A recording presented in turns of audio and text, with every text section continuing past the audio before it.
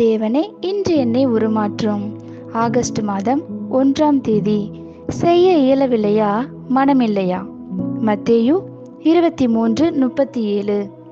எருசலேமே, எருசலேமே, தீர்க்கதரிசிகளை கொலை செய்து உன்னிடத்தில் அனுப்பப்பட்டவர்களை கல்லறிகிறவளே, கோழி தன் குஞ்சுகளை தன் சிறகுகளின் கீழே கூட்டி சேர்த்து கொள்ளும் வண்ணமாக நான் எத்தனை தரமோ உன் பிள்ளைகளை கூட்டி சேர்த்து கொள்ள மனதாயிருந்தேன், உங்களுக்கோ மனதில்லாமற் போயிற்று.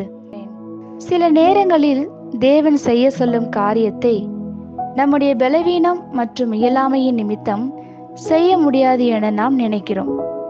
பலவீனம் ஒருபோதும் கீழ்ப்படியாமைக்கு சாக்கு ஆகிவிடாது என்பதை நாம் மனதில் கொள்ள வேண்டும்.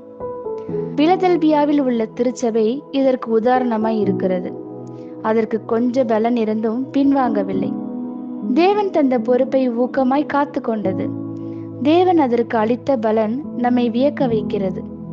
தேவன் அவர்களுக்கு முடிவில்லாத சந்தர்ப்பங்களும் எண்ணற்ற ஆசீர்வாதங்களும் தந்தார்.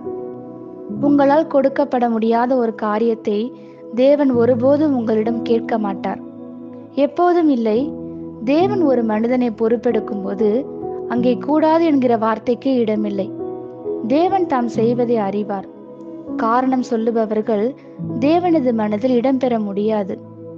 தேவன் உங்களிடம் சொல்லும் காரியத்தை நீங்கள் நேர்த்தியாக செய்து முடிக்க தேவையான எல்லா கிருபையையும் பலத்தையும் அவர் தருவார்.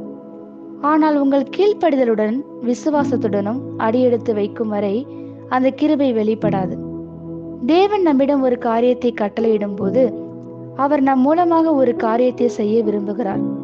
அவரே செயலாற்றுபவர். நம் வாய்க்கால்கள். நம்மிடம் இருக்க வேண்டியது எல்லாம் தேவன் நம் மூலம் கிரியை செய்ய அனுமதிப்பதற்கான விருப்பம்தான்.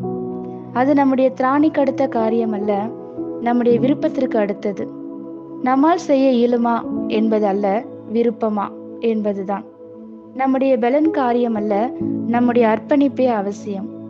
தங்களுடைய பிடிவாதமான இரண்டாந்தர தெரிந்து கொள்ளுதல்களினால் பரலோகத்திற்கு மன வருத்தங்களோடு செல்ல போகிற நபராக நாம் மாறிவிடக்கூடாது. ஆமேன். இந்த வார்த்தைகளினால் நீங்கள் ஆசிர்வதிக்கப்பட்டீர்கள் என்று நாங்கள் நம்புகிறோம்.